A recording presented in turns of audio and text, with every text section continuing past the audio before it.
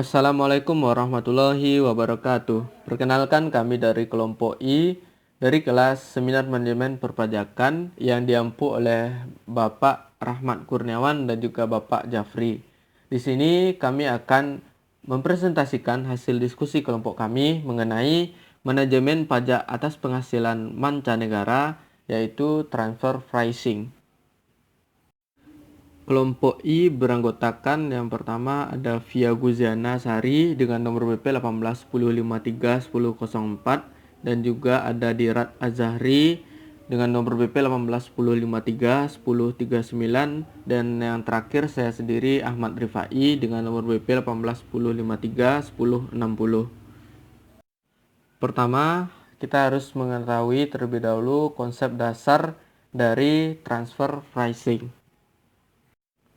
Pertama, transfer pricing dalam perspektif perpajakan adalah suatu kebijakan harga dalam transaksi yang dilakukan oleh pihak-pihak yang mempunyai hubungan istimewa. Proses kebijakan tersebut menentukan pula besaran penghasilan dari setiap entitas yang terlibat. Dan juga dijelaskan oleh Arnold dan McIntyre, harga transfer ini adalah harga yang ditetapkan oleh wajib pajak pada saat menjual, membeli, atau membagi sumber daya dengan afiliasinya. Perusahaan-perusahaan multinasional juga menggunakan harga transfer ini untuk melakukan penjualan dan pengalihan aset serta jasa dalam grup perusahaan. Selanjutnya, pengertian transfer pricing ini sebelumnya merupakan pengertian yang netral.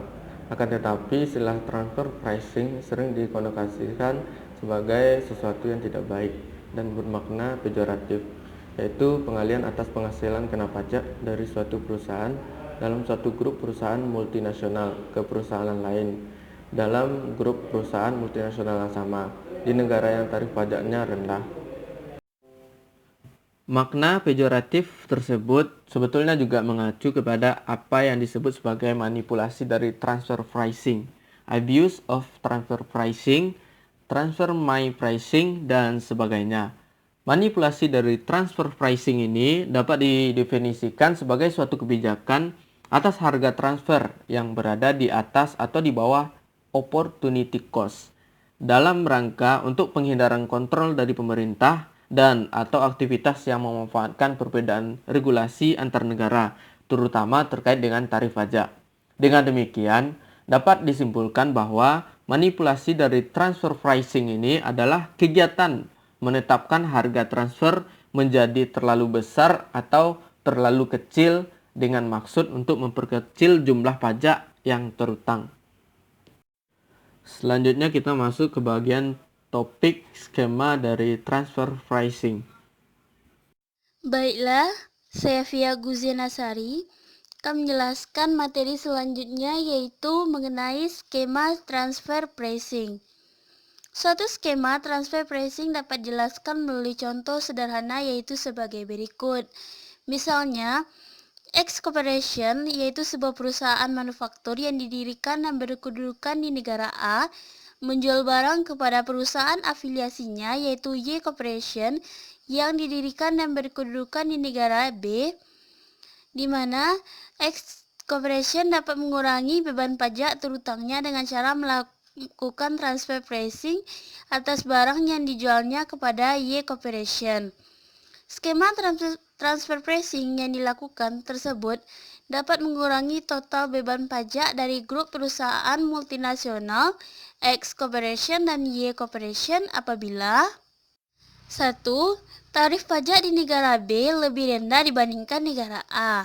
Yang kedua, negara B adalah negara yang dikategorikan sebagai tax haven country atau negara dengan tarif pajak yang rendah dan memiliki kerahasiaan informasi.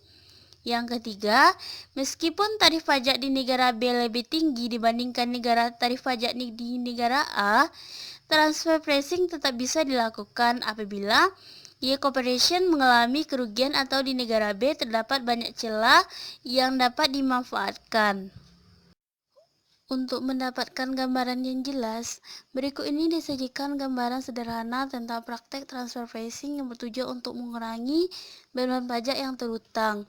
Mengacu pada contoh sebelumnya, yaitu Hex Corporation di tahun 2011 memiliki laporan laba rugi yang dapat dilihat pada tabel berikut, di mana penjualannya yaitu sebesar 20 juta, harga pokok penjualan sebesar 11.500.000, laba kotor 8.500.000, biaya operasi 2.500.000, laba bersih sebelum pajak yaitu 6 juta, sedangkan pajaknya sebesar 30% yaitu sebesar 1.800.000, di mana laba bersih setelah pajaknya menjadi 4.200.000.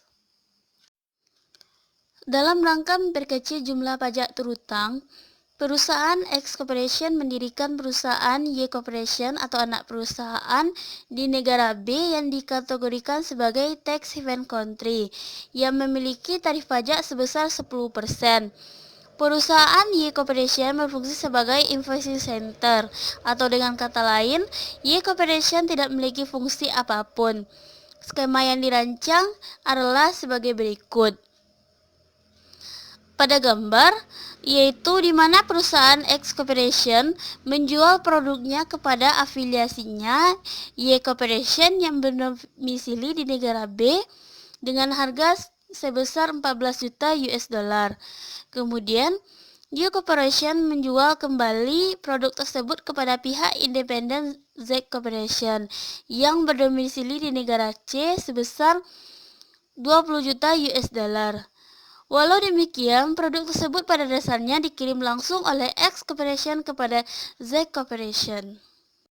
Dengan adanya skema tersebut, maka laporan laba rugi X Corporation pada tahun 2011 adalah sebagai berikut, di mana penjualannya yaitu sebesar 14 juta US dollar, harga pokok penjualan 11.500.000 US dollar, biaya laba kotor menjadi 2.500.000 US dollar dan biaya operasi yaitu 2.500.000 US dollar.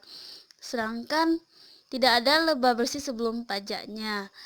Adapun laporan laba rugi Y Corporation yaitu sebagai berikut, di mana penjualannya sebesar 20 juta, harga pokok penjualannya itu sebesar 14 juta, laba kotor 6 juta, biaya operasi 5.500.000, menjadi laba bersih sebelum pajak yaitu 5.500.000 dan pajaknya yaitu 10% yaitu 550.000, sedangkan laba bersih setelah pajak yaitu 4.950.000. Sedangkan laporan laba rugi secara grup perusahaan X Corporation dan Y Corporation dengan transfer pricing adalah sebagai berikut, di mana penjualan yaitu grupnya yaitu 20 juta, harga pokok penjualan 11.500.000, laba kotor 8.500.000, biaya operasi 3 juta, laba bersih sebelum pajak yaitu 5.500.000, sedangkan pajaknya yaitu menjadi 550 dan laba bersih setelah pajak yaitu 4.950.000.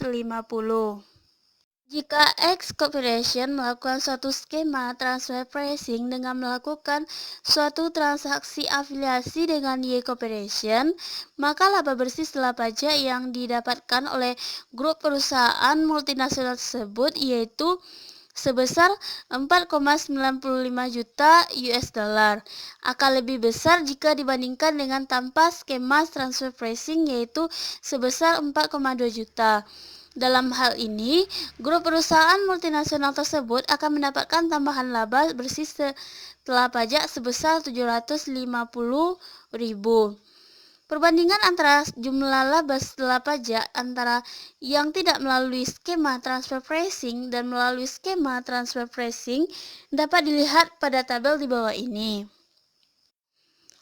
Pada tabel, yaitu penjualan tanpa transfer pricing 20 juta, dengan transfer pricing yaitu 20 juta, harga pokok penjualan sama 11.500, laba kotor sama 8.500. Di sini biaya operasinya yaitu tanpa transfer pricing yaitu berkurang yaitu 2.500, sedangkan dengan transfer pricing yaitu 3 juta. Jadi laba bersih sebelum pajaknya tanpa transfer pricing yaitu 6 juta, sedangkan dengan transfer pricing yaitu menjadi 5.500.000. Dengan hal ini, Maka pajak yang diperoleh tanpa transfer pricing yaitu sejuta 800 karena di perusahaan X Corporation ini 30%, sedangkan dengan transfer pricing yaitu 550.000 yaitu sebesar 10% pajaknya. Maka dari itu laba bersih setelah pajak yaitu dengan tanpa transfer pricing yaitu sebesar 4.200.000 dan dengan transfer pricing yaitu 4.950.000. Maka dari itu, berdasarkan ilustrasi pada slide sebelumnya, maka grup perusahaan multinasional hanya akan membayar sebesar 550 US dollar. Dengan adanya skema transfer pricing, bandingkan dengan jumlah pajak yang harus dibayar sebelum adanya skema transfer pricing yaitu sebesar 1.800.000. Dengan demikian, skema transfer pricing jelas akan sangat menguntungkan bagi grup perusahaan multinasional tersebut, yang ditunjukkan dengan semakin kecilnya beban pajak yang pada akhirnya memperbesar laba bersih setelah pajak. Sebagai perusahaan yang berorientasi laba, sudah tentu perusahaan multinasional berusaha meminimalkan beban pajak melalui praktik penghindaran pajak atau tax avoidance. Salah satunya yaitu dengan transfer pricing. Di banyak negara, skema penghindaran pajak tersebut dapat dibedakan menjadi penghindaran pajak yang diperkenankan, acceptable tax avoidance, atau penghindaran pajak yang tidak diperkenankan, unacceptable tax avoidance. Dalam literatur perpajakan, istilah tax avoidance atau penghindaran pajak biasanya diartikan sebagai suatu skema transaksi yang ditujukan untuk meminimalkan beban pajak dengan memanfaatkan kelemahan-kelemahan ketentuan perpajakan suatu negara, sehingga skema tersebut menjadi sah-sah saja karena tidak melanggar ketentuan perpajakan. Hal ini berbeda dengan apa yang disebut sebagai pengelapan pajak, tax evasion, yaitu skema memperkecil pajak terutang dengan cara melanggar ketentuan perpajakan atau ilegal, seperti tidak melaporkan seluruh penjualan atau memperbesar biaya dengan cara fiktif. Dalam konteks perpajakan internasional, ada berbagai skema yang biasa dilakukan oleh perusahaan multinasional untuk menghindari pajak, yaitu dengan skema seperti transfer pricing, decapitalization, treaty shopping, dan controlled foreign cooperation atau CFC. Dalam menghadapi skema tersebut, umumnya pemerintahan suatu negara menerbitkan ketentuan pencegahan penghindaran pajak yang bersifat khusus, Specific Anti-Avoidance Rule atau SAAR, yang diatur dalam ketentuan domestik suatu negara. Selain ketentuan yang bersifat khusus tersebut, beberapa negara juga telah menerbitkan ketentuan pencegahan penghindaran pajak yang sifatnya umum atau dikenal dengan istilah General Anti-Avoidance Rule atau GAAR. Tujuannya adalah untuk mengantisipasi transaksi yang semata-mata bertujuan untuk penghindaran pajak. Khusus untuk mengantisipasi agar perusahaan multinasional tidak mengalihkan penghasilan kena pajaknya melalui skema transfer pricing. Saat ini, mayoritas negara-negara di dunia telah menentukan ketentuan dari transfer pricing ini. Pada umumnya, ketentuan ini memberikan kewenangan bagi otoritas pajak untuk melakukan perhitungan kembali atau melakukan koreksi atas nilai suatu transaksi afiliasi yang dilakukan secara lintas yurisdiksi atau cross-border transfer pricing. Selanjutnya, materi tentang transfer pricing dalam perspektif pajak internasional. Transfer pricing dalam perspektif pajak internasional. International tax regime pada dasarnya tidak mengandung suatu kekuatan hukum yang mengikat bagi masing-masing negara karena bersifat opsional, yaitu boleh diakui maupun tidak. Aturan tersebut baru memiliki kekuatan hukum ketika diaplikasikan ke dalam P3B ataupun ketentuan domestik. Organisasi multinasional yang berperan besar dalam merumuskan apa yang menjadi International Tax Regime yaitu Organization for Economic Cooperation and Development atau disingkat dengan OECD, and United Nations atau yang disingkat dengan UN. Kedua organisasi tersebut telah menerbitkan dokumen model P3B yang umumnya dipergunakan sebagai rujukan oleh banyak negara dalam merumuskan P3B dengan negara lain. Perusahaan multinasional pada umumnya melakukan transaksi afiliasi lintas yurisdiksi melalui skema transfer pricing. Sedangkan kewenangan otoritas pajak untuk melakukan koreksi transfer pricing memerlukan suatu aturan yang diatur dalam pasal 9 dari OECD Model maupun UN Model. OECD Model telah menerbitkan suatu dokumen yang menjabarkan pasal 9 OECD Model dengan lebih komprehensif, yaitu OECD Transfer Pricing Guidelines for Multinational Enterprise and Tax Administration atau disingkat dengan OECD Guidelines. Berikut penjabaran dari tujuan, ruang lingkup, prinsip-prinsip dasar, norma, aturan, serta prosedur dari International Tax Transfer Pricing Regime. Yang pertama, tujuan, yaitu untuk mencegah pemajakan berganda atas penghasilan perusahaan multinasional serta mencegah penghindaran dan penggelapan pajak.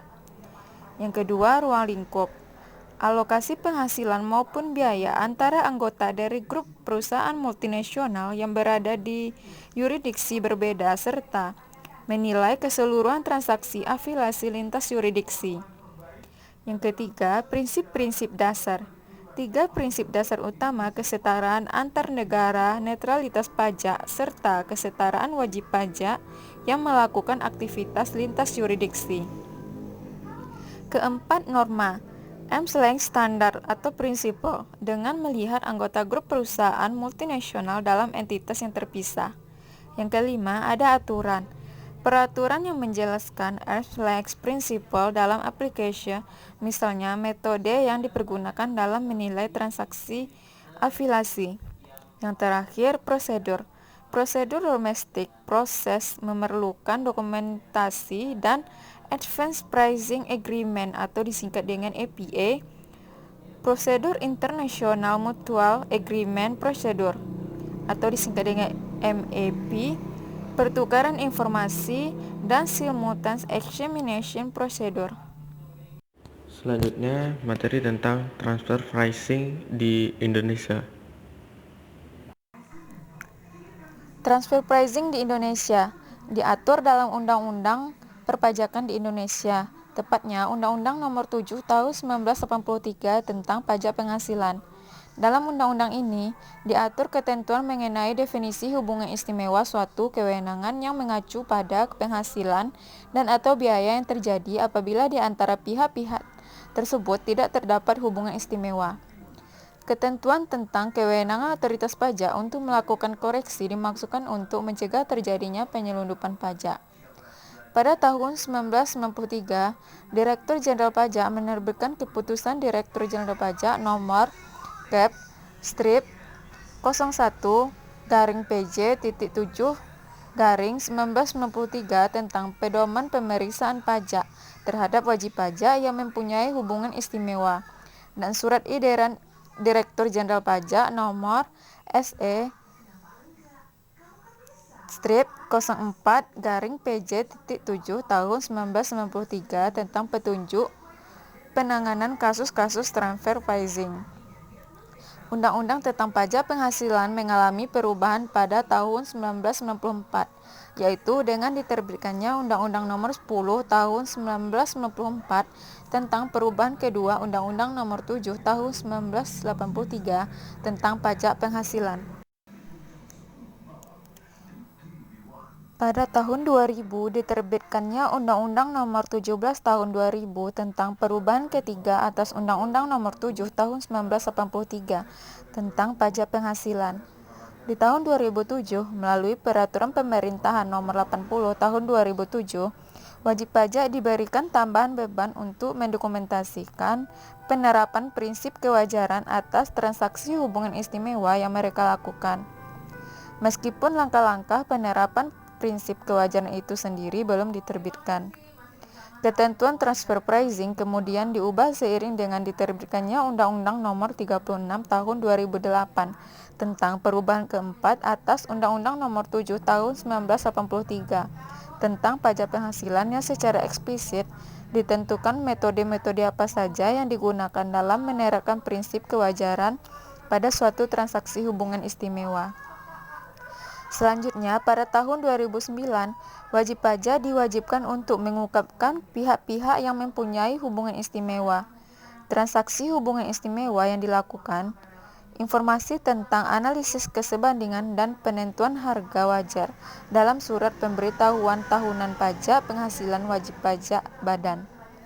Akhirnya, di tahun 2010, panduan bagi wajib pajak dan otoritas pajak dalam menerapkan prinsip kewajaran dalam transaksi hubungan istimewa diterbitkan melalui Peraturan Direktur Jenderal Pajak Nomor per strip 43 garis miring PJ garis miring 2010. Ketentuan ini kemudian mengalami perubahan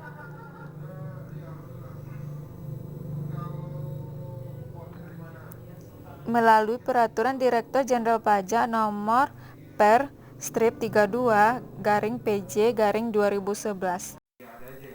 Berikut ketentuan yang terdapat dalam Peraturan Jenderal Pajak Nomor 32 Tahun 2011. Pasal 1 yaitu tentang ketentuan umum. Pasal 2 ruang lingkup. Pasal 3 prinsip kewajiban dan kelaziman usaha. Pasal 4 4A, 5, 6, 7, 8, 9, 10 tentang analisis kesebandingan. Pasal 11 metode penentuan harga wajar atau laba wajar. Pasal 13 harga wajar atau laba wajar. Pasal 14, 15, 16 tentang pemberian jasa. Pasal 17 tentang harta atau aset tidak berwujud. Pasal 17A kesepakatan kontribusi biaya. Pasal 18, 19 dukungan dan kewajiban pengisian SPT. Pasal 21 dan pasal 20 dan 21 tentang kewenangan Direktur Jenderal Pajak. Pasal 22 tentang Mutual Agreement Procedure. Pasal 23 tentang Advance Pricing Agreement. Dan pasal 24 tentang ketentuan penutup. Sekilas presentasi dari kelompok kami, semoga dapat diambil manfaatnya. Wassalamualaikum warahmatullahi wabarakatuh.